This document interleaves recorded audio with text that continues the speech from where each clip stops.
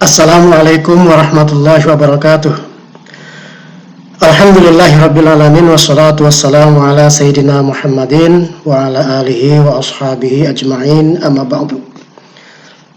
Para mahasiswa Sekolah Tinggi Agama Islam At-Taqwa yang saya cintai, alhamdulillah kita bertemu kembali pada mata kuliah hadis dakwah. Hadis dakwah kali ini membahas tentang metode dakwah. Ada 3 metode yang akan kita pelajari pada pertemuan kali ini. Cuma nanti kita bisa memilih salah satu metode dilihat dari kemampuan kita atau dilihat dari audiensi yang kita hadapi. Baik. Merujuk kepada Quran surah An-Nahl ayat 125. A'udzubillahi minasyaitonirrajim. Ud'u ila sabili rabbika bil hikmati wal mau'izatil hasanati wajadilhum billati hi ahsan inna rabbaka huwa a'lamu biman dhalla an sabilihi wa huwa a'lamu bil muhtadin. Ayat ini pernah kita bahas terkait tentang hukum berdakwah. Kali ini ayat ini kita membahasnya tentang metode cara berdakwah.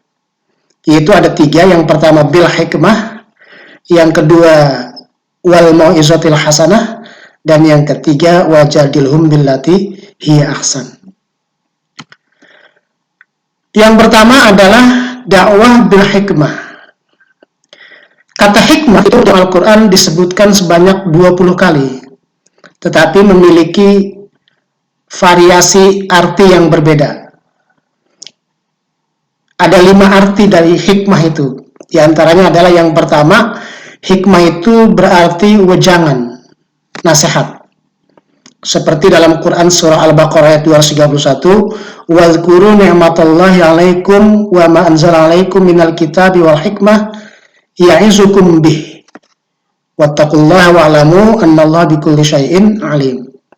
Dan ingatlah akan nikmat Allah kepadamu dan apa yang Allah turunkan atas kamu minal kitab, dari Alkitab, wal hikmah, dan wejangan dan nasihat. Ya'izukum bih,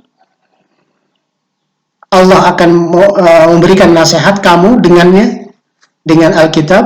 Wattaqullaha wa'lamu, dan bertakwalah kamu kepada Allah dan ketahuilah annallaha bikulli syai'in alim, sesungguhnya Allah segala sesuatu itu maha mengetahui. Jadi kata hikmah dalam Al-Baqarah 231 ini bermakna wejangan atau nasihat. Yang kedua, hikmah berarti ilmu dan pemahaman, seperti yang diberikan kepada Luqman. Ya, al-hikmah di situ artinya ilmu. Walaqad atayna Luqman al-hikmata anishkur lillah. Jadi hikmah adalah ilmu, sehingga dia bisa mensyukuri nikmat Allah. Dia paham. Yang ketiga, hikmah berarti Al-Quran. Ud'u ila sabili rabbika bil hikmah. Hikmah di sini artinya dengan Al-Quran. Ajaklah manusia ke jalan Tuhanmu dengan Al-Quran, dengan apa yang ada dalam Al-Quran. Yang keempat, al-hikmah berarti tafsir, mengetahui tafsir Al-Quran.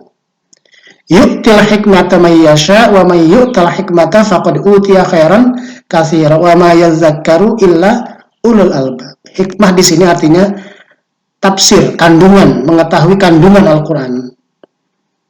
Orang yang diberikan al-hikmah, Allah memberikan al-hikmah kepada orang yang dia kehendaki, dan barang siapa yang diberikan al-hikmah itu, maka dia telah diberikan sesuatu yang kebaikan yang banyak dan tidak mengetahui isi kandungan Al-Quran itu kecuali ulul albab. Dan yang kelima, hikmah artinya kenabian, predikat nabi. Seperti An-Nisa ayat 54, faqad atayna ala Ibrahim al-kitaba wal hikmah wa atainahum mulkan azima. Dan sungguh kami telah memberikan kepada Ibrahim, kepada keluarga Ibrahim, Alkitab dan kenabian. Jadi dari ayat ini, Ibrahim itu keluarganya banyak yang diangkat sebagai nabi, sehingga Ibrahim itu disebut panggilan Abul Anbiya, karena banyak keturunan Nabi Ibrahim itu yang mendapatkan al-hikmah, yang mendapatkan kenabian. Terkait dengan dakwah, berarti dakwah bil hikmah itu adalah dakwah dengan wejangan, ya, dengan nasihat yang dibekali dengan ilmu pengetahuan berdasarkan Al-Quran. Al-Quran itu dipahami, ya, kemudian seperti apa yang dilakukan oleh para nabi itu dakwah. Ada juga yang mengatakan dakwah bil hikmah ini adalah dakwah bil hal, dakwah dengan praktek, ya, dengan perbuatan, tidak bicara tetapi dia melakukan, itu sudah merupakan dakwah. Jadi dakwah bil hal, ada dakwah bil maqal. Dakwatul hal absahu min dakwatil maqal. Ada yang mengatakan seperti itu, bahwa dakwah dengan perbuatan itu lebih fasih dibanding dengan dakwah dengan nasihat. Jadi baiklah, jadi dakwah dalam kaitan dengan apa namanya, dengan metode dakwah dengan hikmah adalah dakwah yang tadi berisi wejangan, ilmu, apa yang terdapat dalam Al-Quran, memahami isi kandungan Al-Quran, dan hikmah yang dilakukan itu seperti yang dilakukan oleh para nabi. Ini kalau kita simpulkan dari 5 ayat makna yang berbeda dari al-hikmah.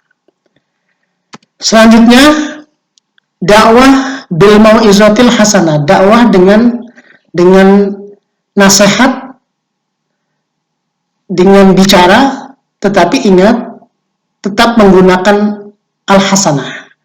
Jadi nasihatnya al-hasanah, ada kata-kata al-hasanah di situ menunjukkan bahwa ada dakwah yang tidak al-hasanah. Yang dimaksudkan dengan Quran surah An-Nahl 125, nasihatnya yang al-hasanah. Nasihat al-hasanah itu yang pertama adalah dakwah kepada tauhid. Innaka taqdamu ala qaumin min ahlil kitabi falyakun awwala ma tad'uhum ila ayyuhidullah ta'ala. Ini pesan Nabi kepada Mu'az bin Jabal ketika beliau mengutus Mu'az bin Jabal ke Yaman. Seperti yang kemarin, tapi dengan redaksi yang berbeda.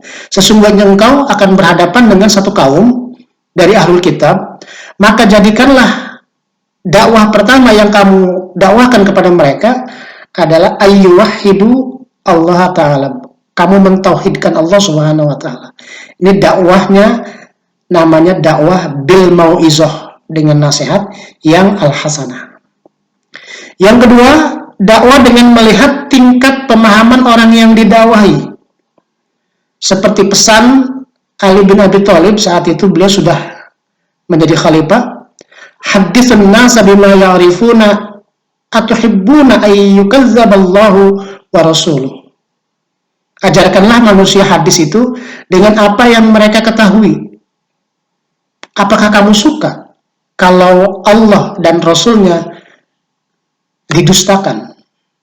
Jadi dengan adanya kita melihat pemahaman orang yang didakwahi, kita tahu hadis apa yang perlu kita sampaikan.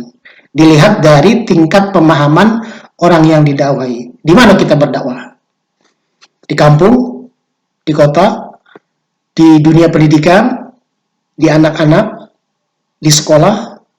Sekolah juga itu berbeda-beda, ada TK, ada MI, ada aliyah, ada universitas. Hadisun nasa bima ya'rifun. Jangan kita dakwah itu ya untuk aliyah, siswa aliyah, tapi kita berbicara kepada orang anak-anak TK. Ini nanti mereka akan mendustakan Allah dan Rasulnya. Kenapa? Karena mereka tidak memahami apa yang kita dakwahkan. Yang ketiga, dakwah dengan tidak mencela tokoh yang diagungkan oleh masyarakat yang didakwahi. Jangan sekali-kali kita berdakwah dengan kita mencela perbuatan tokoh yang dikagumi oleh masyarakat itu. Ya, siapa nih masyarakat ini mengidolakan tokoh yang siapa? Maka kita jangan sekali-kali menghina. Ini nanti ada kontroversi antara dai dengan yang didakwahi. Nabi Muhammad saja seperti yang diceritakan oleh Al-Mughirah bin Syu'bah ketika mengajak Abu Jahal, beliau tidak menyebut Abu Jahal, tetapi beliau menyebut Abul Hakam atau Abul Hakam, karena memang mulanya beliau bernama Abul Hakam, ya, kemudian berubah menjadi Abu Jahal. Nah, Nabi Muhammad tidak memanggil beliau itu tidak Abu Jahal, tetapi nama aslinya yaitu Abul Hakam. Kata Al-Mughirah, inna awwala yawmin araftu fihi Rasulullah anni amsi ma'a Abi Jahlin di Makkah. Sesungguhnya pertama kali saya mengenal Rasulullah, saya sedang berjalan bersama Abu Jahal di Makkah. Falaqina Rasulullah. Maka kami menjumpai Rasulullah. Faqala lahu. Maka Nabi bersabda kepada Abu Jahal, "Ya Abul Hakam, wahai Abul Hakam." Ini maksudnya wahai Abu Jahal, tapi beliau menyebutnya Abul Hakam. "Halumma ilallah wa ila rasulih wa ila kitabih ad'uka ilallah." Ayo kita menuju Allah, bersama Allah, ke Rasulnya dan ke kitabnya, aku mengajak kamu kepada Allah. Jadi di sini Nabi Muhammad tidak mencela Abu Jahal, di mana memang Abu Jahal itu adalah tokoh yang dikagumi oleh masyarakat Makkah saat itu. Selanjutnya yang keempat adalah melihat kondisi jiwa dan fisik orang. Jadi ketika kita berdakwah, kita melihat juga kondisi fisiknya, kondisi kejiwaannya. Orang ini sedang melakukan apa, ya, sudah melakukan apa, supaya dakwah kita ini sampai. Seperti keterangan Abdullah bin Mas'ud, sesungguhnya inna Rasulullah SAW kana yatakhawwaluna bil mau'izah fil ayyami makhafatas samati alaina. Sesungguhnya Rasulullah itu mengucilkan diri bil mau'izah, artinya tidak memberikan mau'izah, tidak memberikan nasihat pada hari-hari di mana kami lelah, ya, habis bekerja. Makhafatas sama, beliau takut kalau beliau berdakwahi kami, beliau takut kami akan bosan. Oleh karena itu Rasulullah melihat sekali kondisi jiwa dan fisik orang, sehingga Rasulullah itu tidak bermau'izah, tidak memberikan nasihat kepada orang yang kondisinya sedang lelah dan sebagainya. Yang kelima, melihat antara orang awam dengan orang yang sudah berilmu. Kita juga harus mengetahui orang awam itu bagaimana tindakan kita terhadap orang awam dan orang yang berilmu. Misalnya, cerita dari Anas bin Malik. Ja'a Arabiyun fabala fi ta'ifatil masjid. Datang seorang Arab Badui, kemudian dia kencing di pojok masjid. Fazajarahun nasu, maka manusia banyak yang ngomel, ya. Fanahahumun Nabiya sallallahu alaihi wasallam, maka Nabi sallallahu alaihi wasallam melarang orang itu, ya, ngomelin orang awam yang baru datang. Falamma qada baulahu amara Nabi sallallahu alaihi wasallam bizanubin min ma'in fahuriqa alaihi. Maka setelah orang Badui itu selesai kencingnya, maka Nabi memerintahkan para sahabat untuk mengguyur bekas air yang dikencingi oleh Arab Badui itu dengan air. Jadi di sini orang awam itu kita maklumi, sedangkan orang yang berilmu itu harus memiliki pemahaman bahwa Nabi melarang orang Badui yang kencing di pojok masjid. Padahal itu tidak boleh. Setelah selesai kencingnya, baru orang yang berilmu itu diperintahkan untuk mengguyur air ke tempat di mana Arab Badui tadi kencing. Yang keenam, melihat hubungan antara pemerintah dengan masyarakatnya. Kata Iyad bin Ghanim, man arada ayyam sahla bisli sultanin bi amrin fala yubdilahu alaniyah walakin liya'khudha biyadihi fayakhluwa bihi fa in qabila minhu fazaka wa illa kana qad adda allazi alaihi lahu. Barang siapa yang ingin menasehati seorang sultan dengan satu masalah, maka janganlah dia menyampaikannya secara terang-terangan di depan masyarakat. Tetapi walakin liyakhudha biyadih. Tetapi dia memegang tangan si sultan, si penguasa, fayakhlu bihi, kemudian ke tempat yang sunyi, lalu diberikan nasihat itu sultan, itu penguasa. Fa in qabila minhu fadzaka.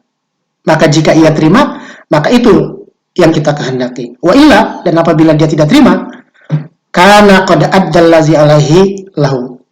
Sungguh orang yang berilmu itu telah menyampaikan amanah yang ada pada dirinya. Jadi cukup setelah diberikan tahu, penguasa itu ya bebaslah kewajiban seorang dai untuk menyampaikan hal-hal yang berkaitan dengan seorang penguasa.